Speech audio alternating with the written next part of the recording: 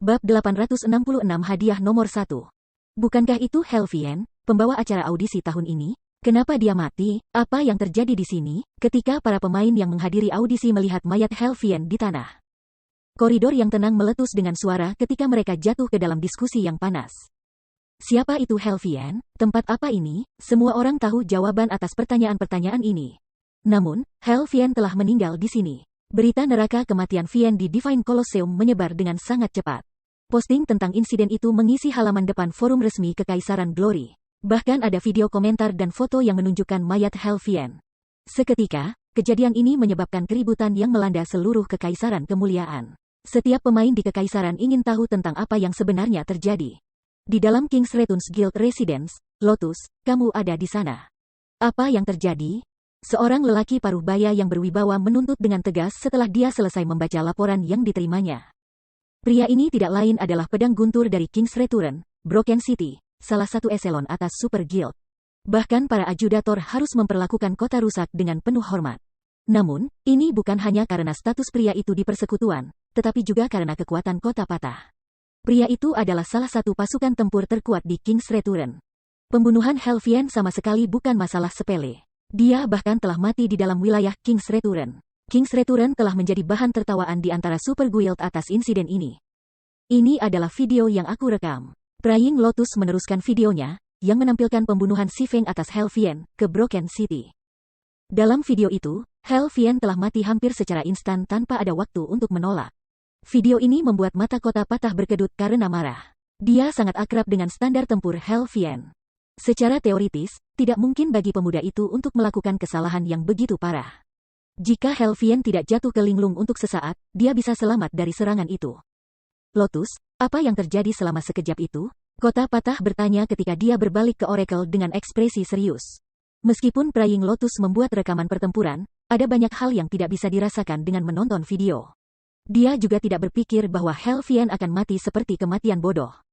Setelah itu, Praying Lotus menyampaikan peristiwa yang terjadi di koridor, terutama menekankan saat ketika Si Feng telah menyerang Helvien. Tidak peduli seberapa besar keinginannya, dia tidak akan pernah bisa melupakan perasaan penindasan mental yang hebat itu. Bahkan penindasan yang dia rasakan dari monster tua persekutuan tidak bisa mendekati Si Feng. Ada juga ledakan tiba-tiba dari penindasan mental yang dia rasakan ketika Si Feng melancarkan serangannya. Pada saat itu, penindasan itu telah jauh melampaui bahkan dari Grand Lords. Pada saat itu, dia merasa seolah-olah dia adalah seekor semut, menunggu beberapa monster untuk menekannya sampai mati.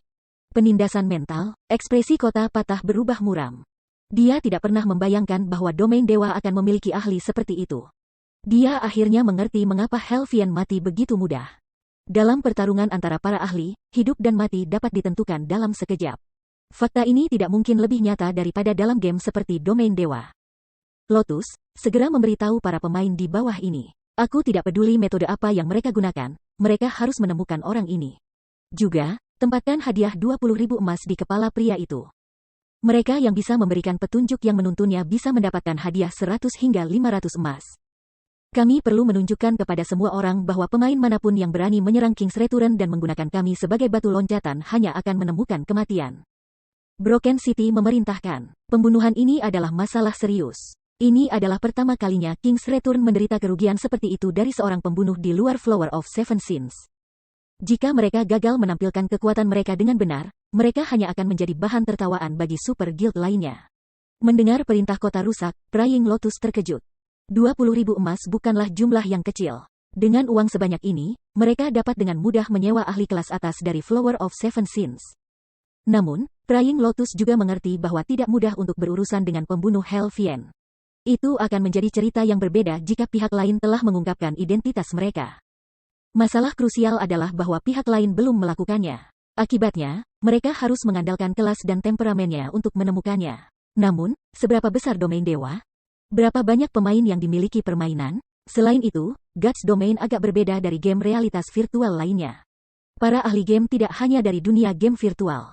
Ada juga sejumlah besar seniman bela diri kehidupan nyata yang telah bergabung dengan Guts Domain. Lagi pula, domain dewa dapat dimainkan tanpa memengaruhi kehidupan sehari-hari seseorang. Sebaliknya, Itu bisa memberi seseorang lebih banyak waktu luang, yang memungkinkan mereka berbuat lebih banyak dengan hidup mereka. Permainan ini praktis memperpanjang umur seseorang. Siapa yang tahu berapa banyak ahli yang tidak dikenal berkeliaran tentang domain Tuhan? Selain itu, bahkan jika mereka melihat motif di balik pembunuhan Helvien, menemukan pembunuhnya tidak akan lebih mudah. Itu akan menjadi masalah sederhana jika orang itu hanya membunuh Helvien karena balas dendam atau untuk hadiah. Namun, bagaimana jika pemain itu melakukannya untuk mendapatkan ketenaran dan membuktikan kekuatannya? Ada banyak pemain di domain dewa yang akan sangat berani. Ini seperti mencoba menemukan jarum di tumpukan jerami. Kejadian seperti itu sering terjadi setiap hari. Ada beberapa yang menggunakan persekutuan untuk menjadi terkenal, sementara yang lain menggunakan para ahli terkenal untuk menjadi terkenal. Itu adalah hal yang biasa bagi para pemain untuk menggunakan para ahli super guild untuk mendapatkan ketenaran. Terlebih lagi, insiden seperti itu telah terjadi berkali-kali di masa lalu. Di antara mereka, kasus yang paling terkenal adalah perak dari bunga 7 dosa. Silver telah menggunakan eselon atas dari beberapa super guild untuk membangun ketenarannya. Meskipun super guild ini telah mencoba membalas, mereka semua tidak berdaya melawan pria itu. Selain dari kekuatan pribadi Silver, ia memiliki dukungan yang sangat kuat. Pada akhirnya, berbagai super guild terpaksa berkompromi. Namun, tidak seperti pembunuh Helvien, Silver tidak menyembunyikan identitasnya. Oleh karena itu, satu-satunya cara mereka dapat menemukan pembunuh ini adalah dengan menawarkan hadiah astronomi. Tak lama setelah itu, berita tentang karunia King's Return telah mengumumkan penyebaran ke seluruh domain dewa. Karunia 20.000 emas mengejutkan semua orang. Pemain top sebelumnya di daftar bounty hanya bernilai 8.000 emas. Sejauh ini adalah rekor baru di domain God. Pengembalian raja adalah gila. Itu 20.000 emas yang sedang mereka bicarakan. Jika aku punya uang sebanyak itu, aku tidak perlu bekerja selama sisa hidup aku. Ini terlalu keren. Jika Super Guild menempatkan 20.000 gold hadiah pada aku bisa mati dengan bangga. Tapi mengapa tidak ada yang menyebutkan nama target? Api perak membakar di kedua matanya. Dia juga memiliki getaran mengerikan tentangnya. Kenapa kita tidak memanggilnya Frost Eye? Frost Eye. Itu terdengar seperti nama yang pas. Aura dingin dan mata perak. Aku bisa membayangkan orang itu dengan mudah dengan nama itu. Setelah hadiah itu diumumkan, semua pemain di seluruh domain dewa bisa dibicarakan. Banyak juga yang mulai mengidolakan Si Feng. Untuk pemain yang tak terhitung jumlahnya, kekuatan Helvien dan latar belakangnya tidak mungkin tercapai. Sekarang, bagaimanapun, seorang ahli misterius telah membunuh keberadaan yang kuat seperti Helvien. Selain itu, karena semua orang berpikir bahwa julukan Frost Eye agak pas untuk gambar King's Return telah menerbitkan Si Feng, julukan itu menyebar seperti api. Akibatnya, pembunuh tingkat atas lainnya muncul di domain dewa, namanya Frost Eye. Namun, Si Feng, pelakunya, tidak tahu apa-apa tentang hal ini karena ia telah lama kembali ke firma perdagangan cahaya di kota Sungai Putih dan dengan hati-hati mempelajari buku kuno itu. Babak 867 buku Abyssal kuno. Di dalam Advanced Forging Room yang tenang, Si Feng berada dalam suasana hati yang gembira. Dia tidak pernah membayangkan bahwa menggabungkan Abyssal Blade dan efek jiwa api akan sekuat ini. Awalnya, dia telah menyiapkan kartu truf untuk menyelesaikan Helvien. Dia tidak pernah menyadari bahwa dia bisa mengalahkan Elementalis dengan begitu mudah dengan mengandalkan efek tersembunyi Abyssal Blade. Dengan kekuatan ini, dia bahkan akan bisa bersaing dengan monster tua seperti Sirius tanpa mengaktifkan Towerfall Berserk. Towerfall Berserk adalah kartu truf terakhirnya. Dia tidak akan menggunakannya kecuali dia kehabisan pilihan karena efek samping yang parah. Jika dia harus menahan kondisi lemah untuk waktu yang lama, dia bisa dengan mudah menjadi mangsa musuh-musuhnya. Namun, penindasan mental Abyssal Blade tidak terbatas secara signifikan. Dia bisa memanfaatkannya kapan saja. Satu-satunya kelemahan adalah bahwa penindasan mental Abyssal Blade juga mempengaruhi Si Feng, tapi untungnya, jiwa api memungkinkannya untuk tetap tenang dan terkendali.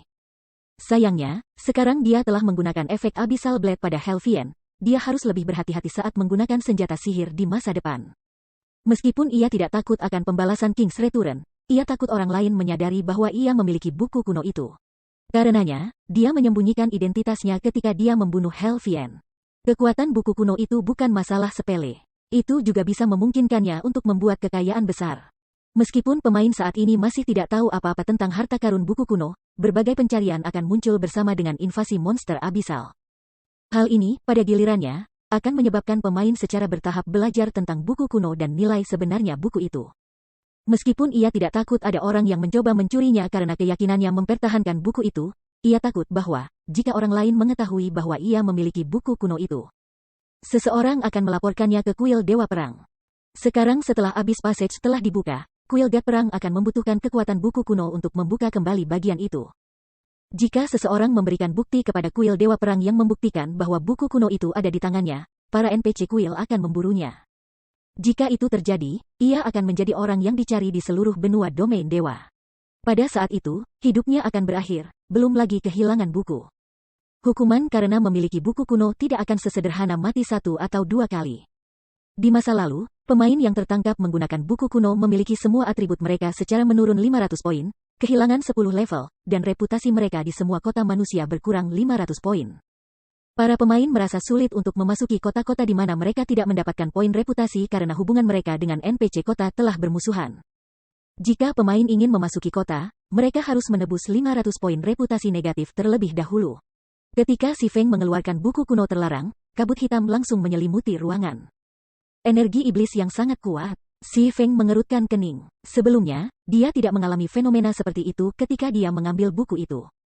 Namun, sekarang, mengeluarkan buku saja sudah memenuhi ruangan dengan energi iblis. Bahkan setelah dia mengembalikan buku itu ke ruang tasnya, energi iblis bocor dari tasnya. Meskipun energi iblis adalah mana, itu adalah mana yang sangat keras. Pemain yang tetap di dalam demonic energy akan merasa sulit untuk tetap tenang. Selain itu, reaksi para pemain akan menjadi lamban di dalam demonic energy. Untuk monster abisal, bagaimanapun, dikelilingi oleh energi iblis terasa seperti surga. Bagaimanapun, energi iblis tidak hanya akan memungkinkan mereka untuk tumbuh lebih kuat, tetapi juga akan meningkatkan kecepatan reaksi mereka. Namun, bagian terburuk tentang demonic energy adalah ia akan menarik monster abisal. Sekarang monster abisal telah menginvasi kerajaan Menara Kembar. Itu tidak bisa dihindari bahwa kerajaan Bintang Bulan akan terpengaruh.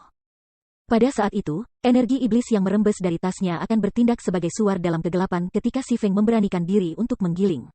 Segerombolan monster abisal akan memburunya. Selain itu, buku kuno hanya bisa disimpan di dalam ruang tas pemain setelah diaktifkan. Dia tidak bisa menyimpannya di tempat lain. Namun, sementara sakit kepala Si Feng tumbuh ketika dia mencoba menemukan solusi untuk menangani energi iblis yang bocor dari tasnya, suara pemberitahuan sistem mencapai telinganya. Sistem, selamat, kamu telah mendapatkan buku abisal kuno. Apakah kamu ingin menggunakan buku? Sistem, setelah menjadi pengguna, kamu dapat memperoleh kendali awal atas kekuatan buku abisal kuno. Namun, jejak abis akan ditempatkan pada tubuh kamu. Jika kuil Dewa Perang menemukan kamu, kamu akan menerima hukuman berat. Jadi, ini masalahnya, Si Feng tidak bisa membantu tetapi melepaskan napas lega. Segera, dia mengklik setuju. Saat ini, ia sangat membutuhkan uang. Selain dari uang yang dia butuhkan untuk menyediakan mons untuk anggota guildnya saat mereka mencapai level 40 dan dana yang telah dia janjikan kepada Immortal Light. Kepalanya membenci uang yang masih dia butuhkan untuk membangun kotanya. Meskipun perangkat penguatan menjaringkan dia cukup banyak laba, uang yang didapat tidak cukup untuk membangun kota dalam waktu singkat. Lagi pula, mereka hanya bisa menghasilkan begitu banyak perangkat penguat setiap hari. Itu juga akan menjadi lebih murah seiring berjalannya waktu. Adapun lokomotif teknik perunggu, itu membutuhkan sejumlah besar pemain gaya hidup lanjutan untuk memproduksi. Memelihara para pemain gaya hidup canggih ini saja akan membutuhkan investasi yang besar dan kuat. Masih akan lama sebelum dia bisa mendapat keuntungan dari lokomotif teknik. Karena itu, setelah semua dikatakan dan dilakukan, buku abisal kuno adalah cara tercepat untuk mendapatkan uang. Karena penampilan monster abisal, banyak pemain berusaha membunuh monster ini untuk mendapatkan merit. Namun, membunuh monster-monster ini tidak mudah karena mereka yang berada di garis depan umumnya adalah makhluk tingkat tinggi. Monster abisal tingkat rendah, di sisi lain, biasanya berada jauh di dalam wilayah yang ditangkap. Para pemain tidak punya pilihan selain berputar di sekitar monster abisal tingkat tinggi dan menyelinap ke daerah-daerah yang ditangkap ini jika mereka ingin mendapatkan merit. Sayangnya, menyelinap ke daerah yang ditangkap ini memakan waktu karena tidak ada titik teleportasi di kota. Pemain juga harus menghindari monster abisal tingkat tinggi dengan hati-hati. Bahkan dengan gunung, perjalanan akan menjadi melelahkan. Selanjutnya, perkelahian melawan monster abisal dikenakan pada durabilitas senjata dan peralatan. Ketika seseorang kehabisan daya tahan, mereka tidak akan punya pilihan selain kembali ke kota NPC, menghabiskan lebih banyak waktu dan energi dalam prosesnya. Karenanya, mereka yang tidak memiliki tekad kuat tidak akan memperoleh kelas baru. Di sisi lain, jika seorang pemain fokus penuh pada perubahan kelas ke kelas baru, mereka akan ketinggalan dalam hal level dan peralatan. Namun, jumlah merit yang diperoleh, lebih atau kurang, sesuai dengan level monster abisal yang dibunuh. Dengan monster abisal berlevel lebih tinggi yang memberikan lebih banyak merit. Disinilah abisal kuno berperan. Buku abisal kuno dapat digunakan untuk membangun penghalang. Monster abisal tidak akan secara aktif melewati penghalang ini, jadi pemain aman di dalam. Jika dia membangun penghalang di area dengan monster abisal tingkat rendah dan membuat arai sihir teleportasi, dia bisa membiarkan orang lain untuk berteleportasi ke area dengan aman. Dia tidak perlu khawatir tentang monster abisal yang menghancurkan arai teleportasi. Setelah itu, dia hanya perlu memungut biaya teleportasi. Aula teleportasi di berbagai kota NPC menghasilkan lebih banyak uang daripada rumah lelang. Dalam Gods Domain, ada berbagai cara untuk menghemat uang seperti membeli lebih sedikit abis dan menghindari membeli peralatan yang lebih baik jika tidak perlu. Namun, ada dua pengeluaran yang tidak bisa dihindari, biaya perbaikan dan biaya teleportasi. Munculnya kelas baru sangat menggoda pemain. Ada juga hadiah lain yang tersedia. Jika seseorang mengaku tidak tertarik pada merit, mereka akan berbohong. Sementara itu, untuk menghemat waktu yang berharga, para pemain ini tentu saja tidak keberatan menghabiskan sedikit uang lagi. Mengoperasikan arai sihir teleportasi diperlukan kristal ajaib. Magic Crystal tunggal bisa melakukan teleportasi sekitar 20 orang. Bahkan jika dia hanya menagih 4 koin perak per orang, dia akan berenang dalam uang dalam waktu singkat. Setelah menyelesaikan masalah energi iblis, Si Feng meninggalkan perusahaan perdagangan cahaya lilin diam-diam, mengenakan jubah hitam. Ia mengendarai kereta kuda tingkat lanjut menuju Teleportation Hall dan melakukan perjalanan ke ibu kota Twin Towers Kingdom. Sekarang setelah menara kembar kerajaan telah jatuh, suasana semula yang semarak di ibu kota telah mendingin sepenuhnya. Pada titik ini, hanya beberapa pemain di sekitar level 20 yang menjelajahi kota, sebagian besar orang di jalanan adalah NPC. Babak 868 abis tahun, tempat ini memang sepi. Selain memperhatikan beberapa pemain di Teleportation Hall, Si Feng jarang menemukan pemain lain. Bahkan ketika dia berjalan di jalan-jalan area perdagangan. Sulit membayangkan bahwa pernah ada jutaan pemain yang tinggal di kota ini. Sekarang setelah Abyss Passage telah muncul, kota-kota kerajaan lainnya telah lama jatuh, hanya ibu kota Menara Kembar yang bertahan dalam invasi. Monster abisal telah mengubah berbagai kota menjadi sarang. Pemain tidak bisa naik level dengan aman di bidang lagi. Oleh karena itu, sebagian besar pemain di Twin Towers Kingdom telah bermigrasi ke kerajaan dan kekaisaran yang berdekatan. Selain itu, karena invasi Abyss, teleportasi dari Twin Towers Kingdom ke kerajaan dan kerajaan lain sekarang tidak dikenai biaya. Para pemain tidak perlu khawatir dimakamkan dengan Twin Towers Kingdom. Meskipun Twin Towers Kingdom adalah target utama invasi abisal, negara-negara di sekitarnya juga terkena dampak signifikan. Akibatnya, Kekaisaran Naga Hitam mengalami banjir pemain pengungsi, menyebabkan populasi pemain kekaisaran melonjak. Toko-toko di ibu kota sama sekali tidak memiliki pemain. Namun, meskipun hanya ada beberapa pemain yang tersisa di kota, tidak ada guild yang memiliki lance di sini yang memiliki niat untuk menjualnya. Tidak ada dari mereka yang bodoh. Aktivasi Abyss Passage hanyalah paket ekspansi. Kerajaan akan segera kembali ke keadaan semula.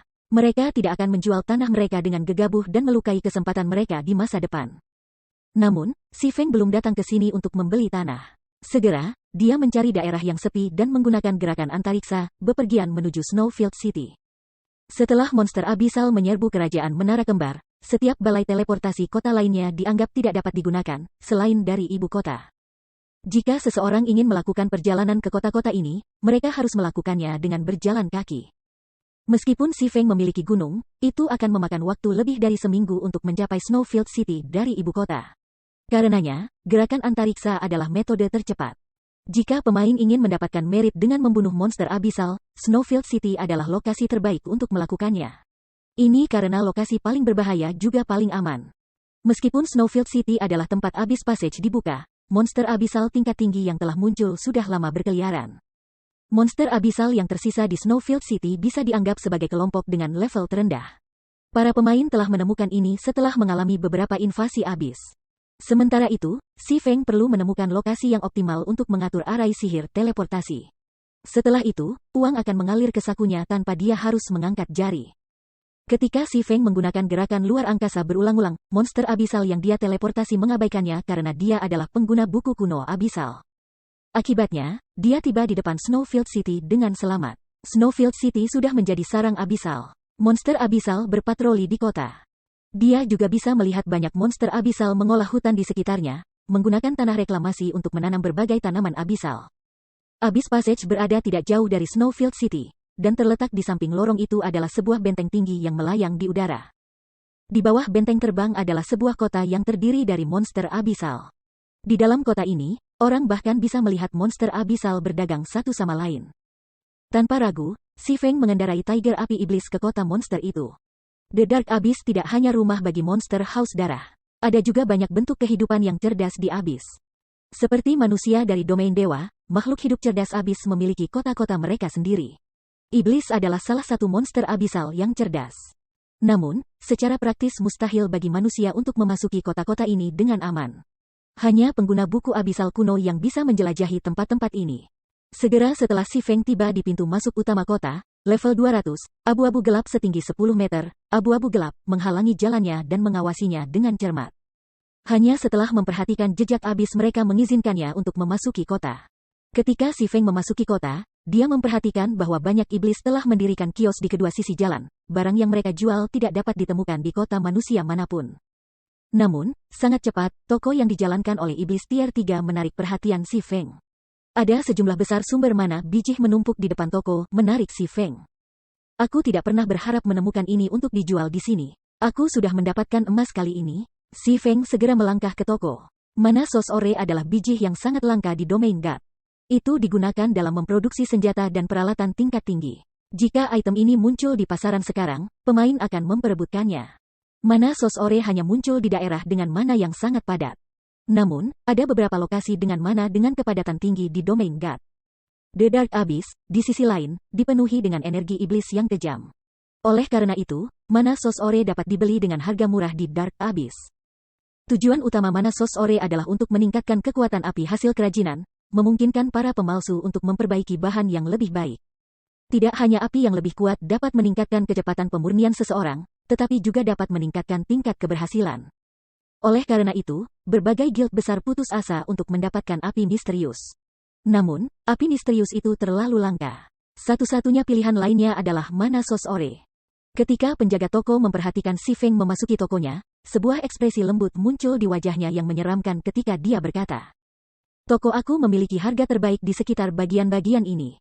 Bolehkah aku tahu jika ada sesuatu yang menarik minat kamu? Berapa banyak kamu menjual biji sumber mana?" Si Feng bertanya dengan santai. Biji sumber mana dasar harganya 3 perak per ingot, sedangkan biji menengah adalah 10 perak per ingot. Penjaga toko tersenyum ketika dia melihat tumpukan mana sos ore di luar tokonya. "Oh, kamu memiliki biji sumber menengah mana, juga?" Si Feng bertanya dengan rasa ingin tahu. Mana sos ore jatuh ke dalam 4 peringkat, Basic, Intermediate, Advance, dan Special. Di benua Gods Domain, bahkan basic mana sos ore cukup langka.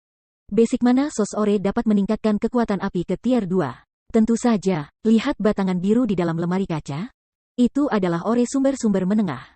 Ketika dibakar, api dapat ditingkatkan ke standar tier 3. Di standar itu, memproduksi senjata dan peralatan epik tidak akan menjadi masalah.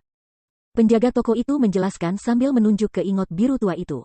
"Bagus sekali, aku ingin semua sumber ore bijih yang kamu miliki." Si Feng mengangguk. "Tuan, ini adalah hari keberuntunganmu. Kami baru saja mengisi kembali. Kami memiliki 30.000 ingot dari basic mana sos ore dan 2.000 ingot dari intermediate sos ore. Itu akan menelan biaya total 1.100 emas," penjaga toko dengan bersemangat melaporkan. Apa untungnya? Si Feng langsung gembira ketika mendengar harga ini. Tidak heran mengapa pemegang buku abisal kuno dalam kehidupan sebelumnya semuanya sangat kaya. Saat itu, satu sumber basic mana ore ingot bisa dijual dengan harga mulai dari 50 hingga 60 perak, sedangkan versi menengah bisa menjual sekitar 3 emas. Meski begitu, sangat sedikit pemain yang bersedia untuk menjual ingot mereka karena para pemalsu memperlakukan mana sos ore seperti harta yang tak ternilai. Babak 869 Monster of Legends, Tuan, ini semua ore sumber mana yang kita miliki di toko kita. Harap konfirmasikan jumlahnya, kata penjaga toko iblis setelah menumpuk banyak peti mana ore sos sebelum Si Feng.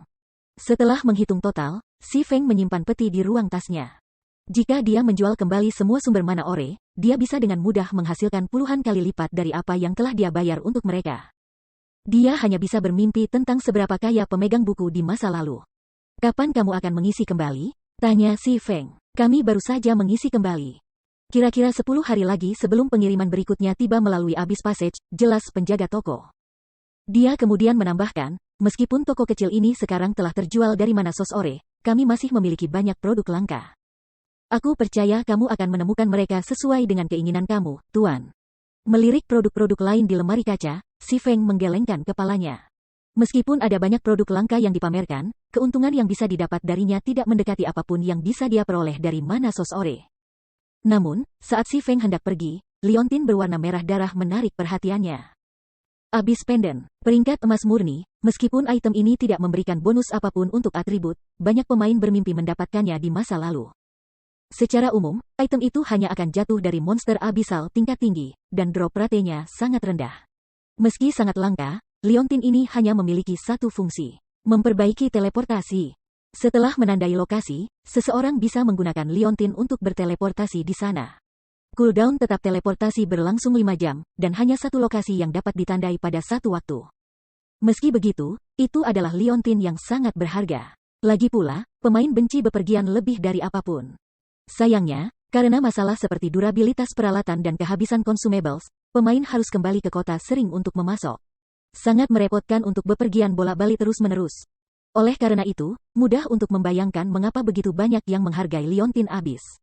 Di masa lalu, Abyss Pendant ini telah menjadi salah satu alasan utama untuk bertani monster abisal. Berapa banyak kamu bersedia menjual liontin itu? Si Feng menunjuk ke Abyss Pendant. Kamu memiliki mata yang bagus, Tuan. Ini adalah daya tarik utama toko kami. Penjaga toko tersenyum. Dia kemudian mengambil Abyss Pendant dari kabinetnya dan berkata, jika kamu tertarik untuk membelinya, aku bisa menjualnya seharga 5.000 emas. Si Feng mengerutkan kening ketika mendengar harga ini. Satu item epik hanya berharga sekitar 2.000 emas, sedangkan senjata epik berharga sekitar 5.000 hingga 6.000 emas. Di masa lalu, orang hanya menghabiskan sekitar 3.000 emas untuk membeli liontin Abyss. Meskipun teleportasi tetap liontin adalah kemampuan yang nyaman, ada satu kelemahannya, cooldown yang panjang. Setelah mencapai level 40, pemain akan memiliki mons, menghemat banyak waktu saat bepergian. Untuk jarak yang bisa dilintasi seseorang dalam 5 jam atau kurang, teleportasi tetap adalah pemborosan. Jika cooldown bisa dikurangi dari 5 jam menjadi 3 jam, Abyss Pendant mungkin bernilai hampir 8.000 emas. Waktu adalah uang. Bagi para pakar di domain dewa, waktu jauh lebih berharga daripada emas. Melihat minat si Feng yang redup, penjaga toko buru-buru menyarankan, Tuan, apakah kamu yakin kamu tidak akan mempertimbangkannya? Liontin ini sangat sulit didapat. Sangat tidak mungkin kamu akan menemukan yang lain di tempat lain. Si Feng merenungkan pilihannya saat dia menatap liontin berwarna merah darah. Liontin Abyss sangat langka. Bahkan jika dia bertani monster abisal tingkat tinggi, kemungkinan satu menjatuhkan sangat rendah. Selain itu, ini bisa dianggap sebagai keuntungan yang diberikan oleh sistem kepada pengguna buku kuno Abyss. Baik-baik saja maka, aku akan mengambil liontinnya. Pada akhirnya, si Feng memutuskan untuk membelinya. Meskipun cooldown 5 jam adalah masalah besar, dia membutuhkan Abyss Pendant sekarang. Selain itu, dia punya cara untuk mempersingkat cooldown liontin. Liontin itu akan jauh lebih berharga setelah dia melakukannya. Si Feng menghabiskan 5.000 emas untuk membeli Abyss Pendant. Dia kemudian meninggalkan kota abisal, mencari lokasi yang cocok untuk mengatur arai teleportasi. Ini adalah sarang monster abisal. Sayangnya, ada terlalu banyak monster abisal di dekatnya. Jika para pemain tanpa Abyss Imprint berkelana sejauh ini, segerombolan monster abisal akan membantai mereka. Oleh karena itu, dia perlu memilih lokasinya untuk arai teleportasi dengan hati-hati. Waktu berlalu. Setelah menghabiskan lebih dari 3 jam mencari, si Feng akhirnya menemukan titik teleportasi yang cocok di tengah-tengah lembah. Lembah itu relatif jauh dari kota abisal, dan monster abisal di sekitarnya telah menyebar. Selain itu, beberapa monster abisal mengembara di beberapa jalur menuju lembah dan yang tidak berlevel tinggi. Area ini sangat cocok untuk para pemain domain dewa saat ini. Bahkan jika seseorang bukan ahli, mereka dapat dengan mudah bertahan hidup jika mereka membentuk sebuah pesta. Setelah itu, si Feng mulai mengatur titik teleportasi. Dalam Guts Domain, aspek yang paling menyulitkan dalam membuat arai teleportasi adalah memproduksi arai itu sendiri. Untungnya, jika seseorang sudah menghasilkan komponen yang diperlukan, pengaturannya jauh lebih mudah. Sama seperti si Feng hendak menggunakan kekuatan buku abisal kuno untuk membangun penghalang, keributan tiba-tiba mengguncang lembah. Pilar api hitam telah muncul di pusat lembah. Bahkan dari pintu masuk lembah, si Feng bisa melihat pilar api dengan sangat jelas. Api jiwa. Si Feng mengenali api hitam dengan lirikan, dan dia tidak bisa menahan keterkejutannya. Ada apa di sana? Soul Fire bukan masalah sepele. Penampilannya menandakan bahwa monster yang sangat kuat mengintai di daerah tersebut. Paling tidak, monster itu telah mencapai standar tier 4. Bagi pemain saat ini, monster tier 4 praktis tidak terkalahkan. Itu bukan sesuatu yang harus diprovokasi. Namun, sebelum Si Feng bisa menyelidiki, beberapa ledakan mengguncang lembah, tanah pusat mengalah dan membentuk lubang raksasa. Setelah itu, auman naga bergema di seluruh lembah, Si Feng bahkan tanpa sadar gemetar. Naga, Si Feng ingin segera melarikan diri dari daerah itu. Naga adalah simbol kekuatan dan kekerasan dalam domain dewa. Mereka adalah penguasa yang lahir alami atas permainan. Bahkan makhluk tinggi seperti iblis dan malaikat takut naga. Penampilan naga adalah bencana besar. Sama seperti Si Feng yang mempertimbangkan untuk pergi, dia tiba-tiba melihat beberapa pemain melayang dari lantai hutan. Para pemain ini telah membentuk sunan sihir emas raksasa yang menutupi area yang luas. Bagaimana ada pemain di sini? Si Feng heran. Snowfield City sudah jatuh ke monster abisal, menjadi sarang. Secara teoritis, pemain seharusnya sudah lama meninggalkan tempat ini. Tiba-tiba, naga dengan lebar sayap lebih dari 100 meter tiba-tiba terbang dari lubang raksasa, sisik peraknya berkilauan di bawah sinar matahari. Begitu naga muncul, Si Feng menyadari betapa tak berdayanya dia. Meskipun naga perak ini lebih kecil dari Frostbone Dragon, dalam hal kekuatan, keduanya berada di tingkat yang sama sekali berbeda. Tekanan yang dipancarkan naga perak beberapa kali lebih kuat dari Abyssal Blade Si Feng ketika dia menggunakan skill. Jika bukan karena jarak antara Si Feng dan naga, dia bahkan akan berjuang untuk mengatakan berdiri. Namun, tepat ketika naga perak hendak melarikan diri dari susunan sihir emas, susunan sihir meluncurkan rantai emas yang tak terhitung jumlahnya, mengikat anggota tubuh dan sayap naga. Bab 870 Sosok legendaris. Ketika naga perak mendarat, langit menjadi gelap ketika kabut abu-abu menyelimuti daerah itu. Si Feng masih mempertimbangkan meninggalkan tempat ini. Namun, setelah melihat lembah amplop kabut abu-abu, senyum pahit muncul di wajahnya. Hanya siapa orang-orang ini? Rasa ingin tahu mekar dalam Si Feng saat dia melihat arai sihir emas yang berkedip di kejauhan. Terlepas dari pemain lain di lembah atau mengapa mereka ada di sini, Si Feng terkejut melihat kabut abu-abu. Ini adalah kutukan tier 5, Dark Sanctuary. Saat diaktifkan, mantra akan menjebak ruang tetap di dalam penghalang. Kecuali ada yang menghancurkan penghalang atau kastor menghapus mantra, tidak ada yang bisa masuk atau meninggalkan penghalang. Terlebih lagi, di bawah Dark Sanctuary ini, para pemain tidak bisa menghubungi dunia luar. Bahkan alat teleportasi dan keterampilan tidak berguna. Sambil menggertakkan giginya, Si Feng berlari ke arah naga. Lembah itu tidak besar, jadi, naga itu tidak jauh. Dengan kecepatan Si Feng, setelah berlari sekitar selusin menit, dia mencapai area hutan lebat di dekat danau. Naga abu-abu keperakan, diikat dengan rantai emas, berdiri dengan bangga di tengah danau, melepaskan deru satu demi satu. Danau itu sekitar 400 meter. Dengan naga berdiri di danau, itu tampak seperti kolam kecil. Setiap kali naga memangkas cakarnya, ia menciptakan gelombang besar yang menghanyutkan hutan di sekitarnya. Naga perak. Naga, tingkat 5, level 220 HP. Tanda tanya, tanda tanya, tanda tanya, tanda tanya, tanda tanya, garis miring tanda tanya, tanda tanya, tanda tanya, tanda tanya, tanda tanya, tanda tanya. Frostbone Dragon yang Si Feng hadapi di Abyss Battlefield memucat dibandingkan dengan Silver Dragon ini. Dengan satu ayunan cakarnya, naga perak bisa dengan mudah memusnahkan Frostbone Dragon. Ini karena Frostbone Dragon sebenarnya bukan anggota ras naga. Sebaliknya, itu adalah makhluk andit yang telah mengambil rupa naga. Itu tidak memiliki kekuatan hal yang nyata. Si Feng juga memperhatikan lusinan pemain berdiri di sekitar danau, terus-menerus membombardir naga perak dengan berbagai serangan. Level para pemain ini cukup mengesankan, dengan yang terendah di antara mereka adalah level 38 dan mencapai level 39 tertinggi. Termasuk para pemain yang mempertahankan arai sihir, jelas bahwa ini adalah tim 100 orang. Saat ini, hanya guild dan super guild kelas 1 yang mampu mengirim tim sekaliber seperti itu. Selain itu, tidak mungkin bagi pemain saat ini untuk memberikan kerusakan pada Silver Dragon, namun para pemain ini berhasil melakukannya. Meskipun kerusakan mereka tidak tinggi, dengan masing-masing serangan mereka menghasilkan 1 hingga 2000 kerusakan. Para pemain ini juga menghadapi serangan Silver Dragon dengan cukup baik, menghindari setiap serangan yang mungkin dihindari. Untuk serangan yang tidak dapat dihindari, 5 tim bekerja bersama untuk melindungi pemain lain. Secara teoritis, bahkan dengusan ringan dari naga perak dapat mengakhiri kehidupan 5 ini, namun bahkan setelah memblokir serangan dari cakar naga, kelima bertahan hidup. Dilempar ke belakang dan menerima kerusakan minus 7.000 poin masing-masing. Untuk Met ini dengan lebih dari 17.000 HP, kerusakannya masih bisa ditanggung. Sungguh arai sihir yang kuat. Perhatian Si Feng adalah pada rantai emas di sekitar tubuh naga perak. Si Feng bisa merasakan kekuatan ilahi samar memancar dari rantai itu. Meskipun Divine Might tidak berada pada level Chains of Order, ia tidak memiliki masalah menekan tier 5 Dragon. Dengan rantai emas yang mengikatnya, tidak hanya mobilitas Silver Dragon dibatasi, tetapi kekuatannya juga sangat ditekan. Ini juga mengapa para pemain ini bisa melawan Silver Dragon. Kalau tidak, naga pasti akan membunuh mereka. Saat para pemain ini bertarung dengan naga perak, Si Feng diam-diam menyaksikan dari kejauhan. Anehnya, tidak satupun dari pemain ini yang memakai lambang persekutuan. Mereka semua tentu saja pemain independen. Si Feng merasa sulit untuk percaya bahwa sekelompok besar pemain independen dapat mencapai level setinggi itu dan memiliki kekuatan untuk bersaing dengan naga perak.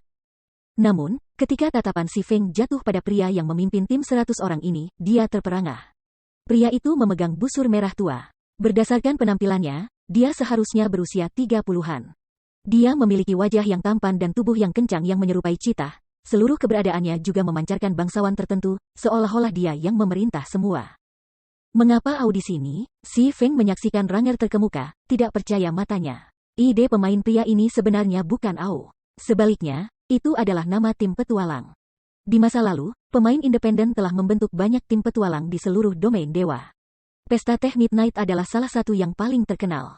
Seperti Pesta Teh Midnight, Au adalah tim petualang top. Namun, tidak seperti Midnight Tea Party, Au memiliki banyak anggota. Seluruh tim petualang memiliki sekitar beberapa ratus pemain. Sementara itu, kekuatan tempur gabungan dari para pemain ini sudah cukup untuk menanamkan rasa takut ke dalam hati Super Guild. Selain itu, tidak seperti Pesta Teh Midnight, yang tidak memiliki basis tetap, burung hantu telah berhasil membangun kotanya sendiri. Sebuah Super Guild bahkan telah berusaha untuk menyerang kota Ao. Namun, setelah mengirim ratusan ribu pemain, Super Guild kembali tanpa hasil. Setelah perang, Ao telah mendapatkan ketenaran di seluruh domain dewa dan peringkat sebagai salah satu tim petualang top permainan. Pencipta burung hantu tidak lain adalah lelaki sebelum Si Feng, White Knight. Selama puncaknya, White Knight telah mampu mengalahkan dua ahli tingkat 6 dewa peringkat 6 dari Super Guild dalam pertarungan 1 lawan 2. Pemain peringkat 6 dewa telah lama mencapai puncak domain dewa dalam hal senjata, peralatan, dan teknik tempur. Mengalahkan salah satu pemain ini dalam pertarungan 1 lawan 1 sudah sangat sulit, belum lagi memenangkan pertarungan 1 lawan 2. Tidak heran mengapa Au begitu mengesankan. Si Feng bingung kata-kata saat dia menyaksikan HP Silver Dragon berkurang, sedikit demi sedikit. Meskipun dia tahu bahwa beberapa pencarian bertanggung jawab atas kemampuan Au untuk berdiri melawan Silver Dragon. Fakta bahwa para pemain ini telah menghadapi pencarian seperti itu di tempat pertama menunjukkan betapa luar biasanya Au. Selain itu, busur besar, baju besi dada, dan sepatu yang White Knight kenakan memancarkan efek khusus item peringkat epik. Kemungkinan seseorang hanya bisa menemukan serangkaian item pada monster tua dari salah satu Super Guild. Namun, monster-monster tua itu mendapat dukungan dari banyak pemain. Di sisi lain, Au hanya memiliki beberapa ratus pemain, namun mereka telah memperoleh senjata dan peralatan yang sangat kuat. Ini benar-benar tak terbayangkan. Awas serangan nafasnya, White Knight tiba-tiba berteriak ketika dia melihat naga perak membuka mulutnya. Anggota tim lainnya segera menyebar, menghindari area di depan Silver Dragon. Naga umumnya membutuhkan waktu untuk mempersiapkan serangan nafas. Namun, mereka tidak perlu lama, kira-kira 2 atau 3 detik. Selain itu, jangkauan serangan nafas cukup luas. Jika pemain berusaha menghindar setelah serangan nafas naga dimulai, mereka kemungkinan akan terperangkap dalam serangan itu. Namun, segera setelah naga mulai menggerakkan rahangnya, White Knight telah memerintahkan timnya untuk bergerak seolah-olah dia memiliki pemahaman yang sempurna tentang gerakan makhluk buas itu. Pada saat berikutnya, seberkas cahaya perak menabrak hutan, melenyapkan segala sesuatu di depan Silver Dragon. Balok menggali parit panjang, 8 meter, air danau mengalir masuk untuk membentuk sungai. Meskipun penindasan kekuatan, naga perak masih bisa mengubah medan dengan satu serangan. Kekuatan naga tak terbantahkan. Namun, terlepas dari kekuatan naga perak yang luar biasa, di bawah perintah White Knight, seluruh tim muncul tanpa terluka. Seiring waktu berlalu dengan cepat, kerusakan yang tim timbulkan pada Silver Dragon bertambah, mengurangi HP Silver Dragon. Semuanya, pertahankan, naga ini hampir selesai. White Knight berteriak penuh semangat ketika dia melihat bar HP Silver Dragon memerah.